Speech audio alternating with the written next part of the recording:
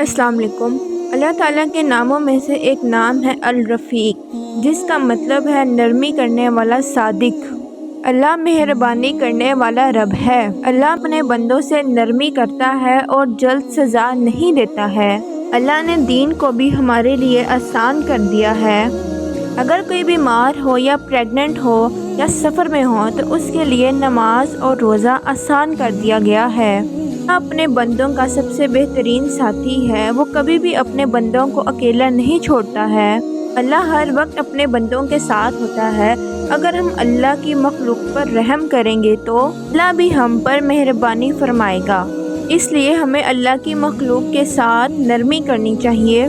جانوروں اور پرندوں کو کھانا کھلانا چاہیے، انسانوں کے ساتھ اچھا سلوک کرنا چاہیے اور دوسروں پر ظلم اور سختی نہیں کرنی چاہیے۔